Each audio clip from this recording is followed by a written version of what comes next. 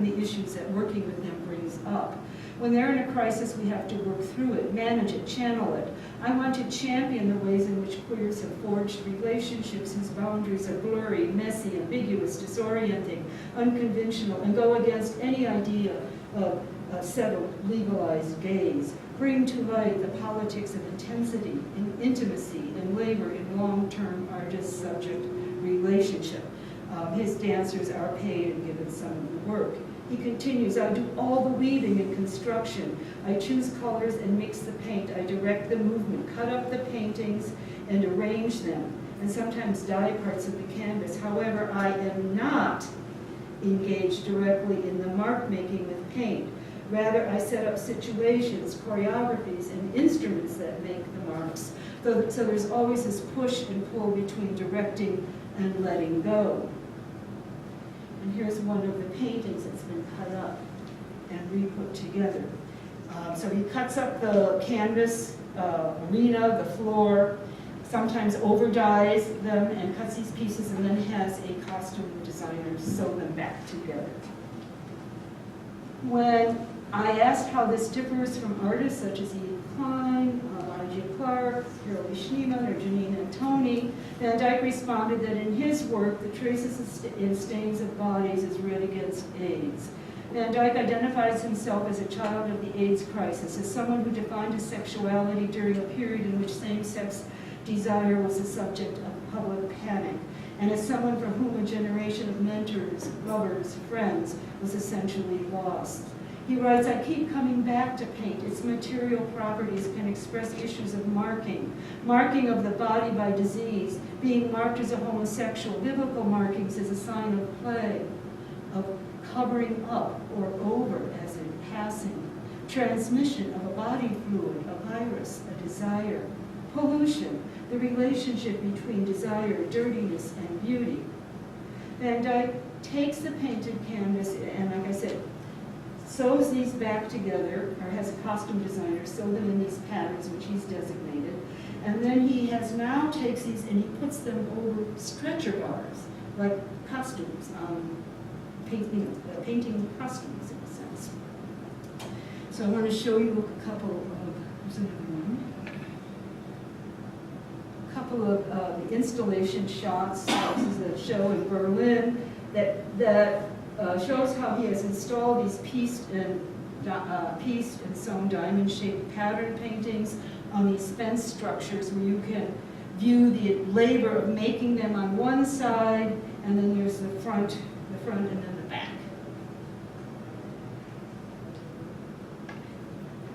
The fence structure, he writes, is an open wooden enclosure that simultaneously obstructs and reveals its interior and exterior to the viewer. It reiterates the dance performance arena, but also suggests a stage, boxing ring, animal pen. Circling outside the enclosure, one can see the front and back of the paintings installed within, as well as, those are some photographs, which I'm not going to go into.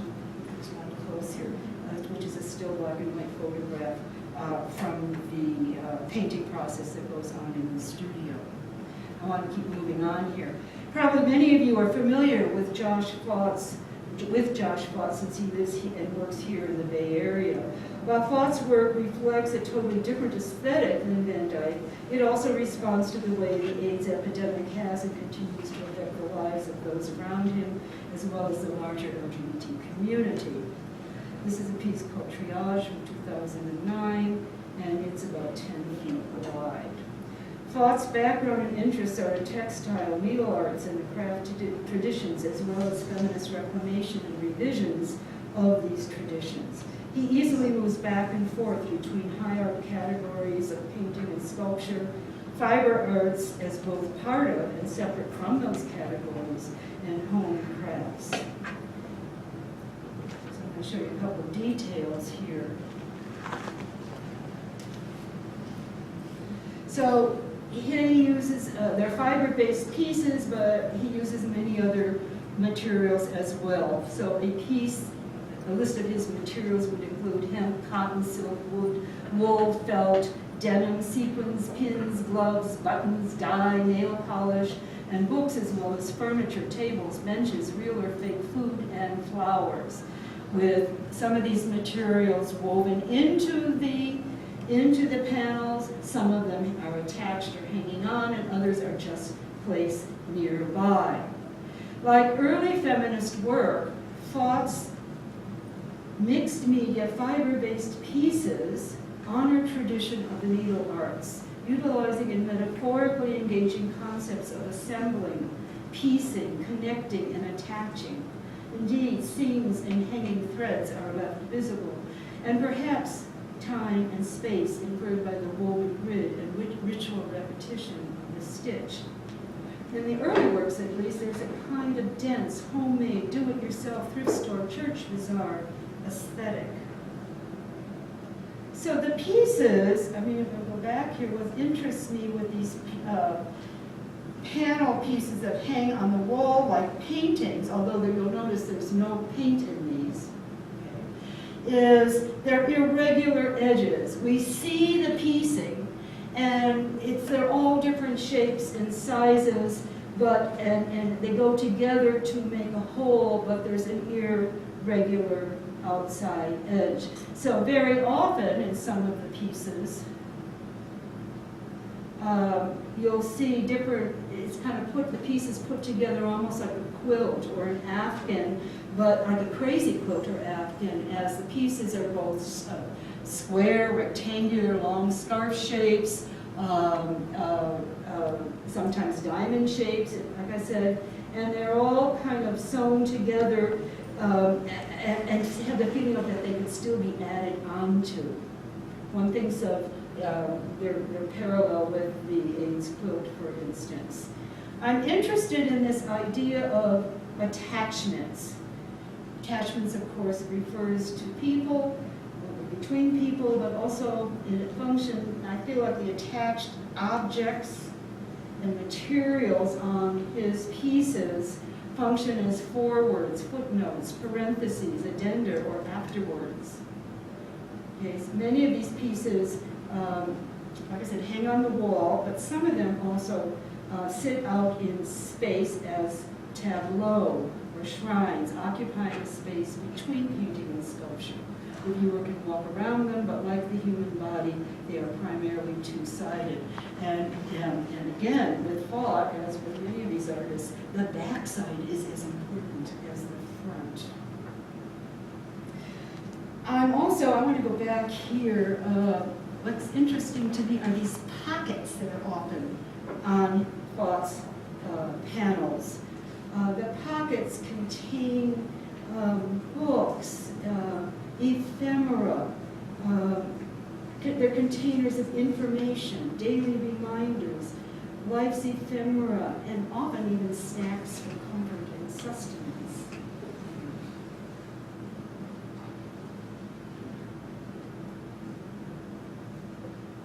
When I asked Faught about his use of Pearson over there, but when I asked Faught about his use of text, he answers, I tend to use weaving when it comes to text as opposed to printing text.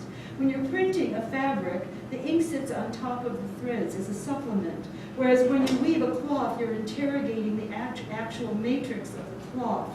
You are forcing it to say something from the inside out. Textiles are, of course, themselves a mode of speaking, and are etymologically linked to the word texere, meaning to weave, or pretext, or subtext. However, I use words when they can perform a doublespeak to the rest of the work, when I can conjure a sort of ambivalent resonance between the material and the language. The words are always appropriated from an archive. In some cases, like Jammed Knot, the archive was a list of emergencies that can befall you when you're in an SM dungeon, while at other times the words are taken from allergy reduction handouts, planners, calendars, domestic detritus, or just the names of those I've had attachments to.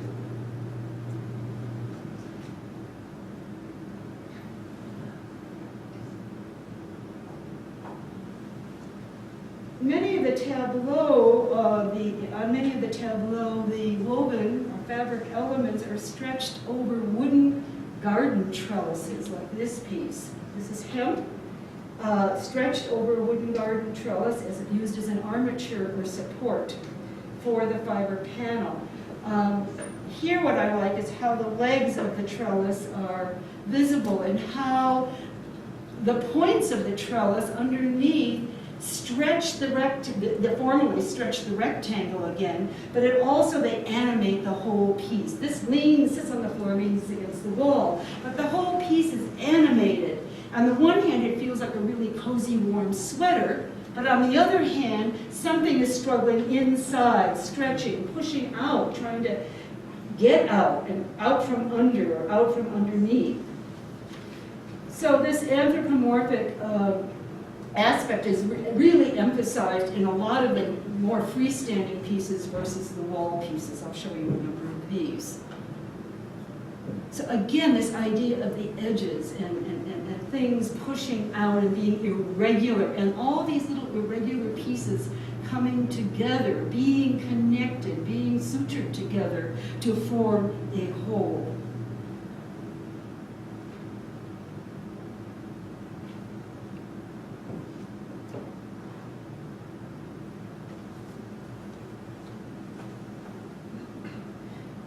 A lot of his pieces are site-specific and in the service of the LGBT community. Last year he did a major installation at the Neptune Society's Columbarium here in San Francisco. The Columbarium is a public and non-denominational repository for cremation urns, including many of those who died from AIDS. So it is a very saturated, moving site of queer history.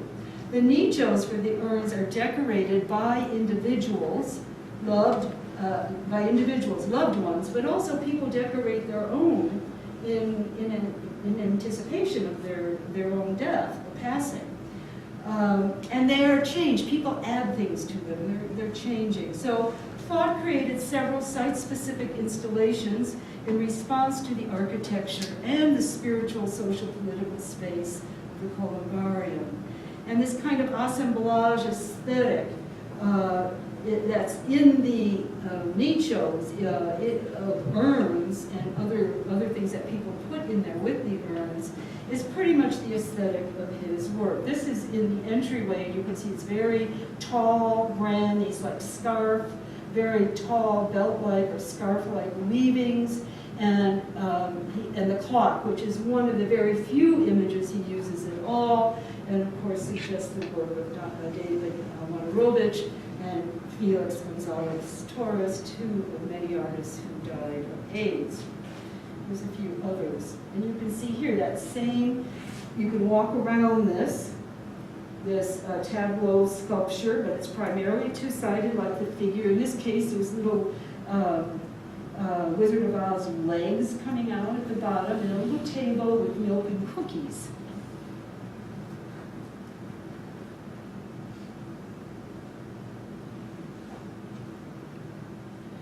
And again, here it's interesting to me about how he too has taken, it should be said that all the textile, all the fabric work, most of it he has woven or crocheted himself. It's not found.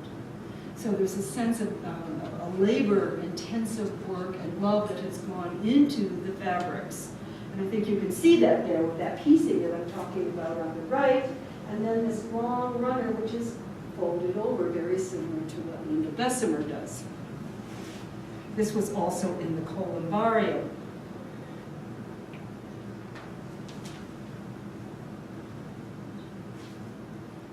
So recently he's returned to the wall, taking textiles and queer content into the modernist painting field, using text as image.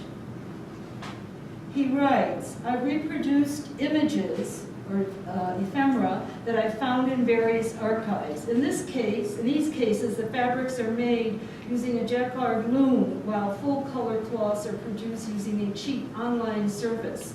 You send them a file and they send you a blanket. I like combining the look of something handmade with an object that's either found or manufactured in the quickest, cheapest way. In this piece, he writes, was developed after finding a piece of stationery which is refabricated here on the left-hand panel. He found this piece of stationery in the Pacific Northwest Gay and Lesbian Archive in Portland when he was living there. He writes, the stationery was a call to action, but at the time I really had no idea to what or to whom it was referring to. It sat around my studio for a while until I landed a way to reproduce it in jacquard loom technology.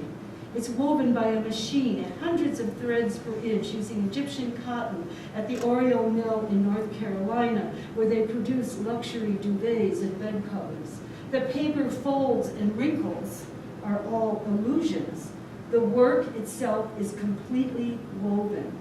Conceptually, I like the idea of remaking this call to action. It had the urgency of someone who wanted to say something, but it lacked clarity and or direction. I'm interested in what happens when you displace and recontextualize archival material, or what happens when multiple histories converge on each other. And here's a close-up of the P-Flag piece that you saw in the installation. The P-Flag newsletters were all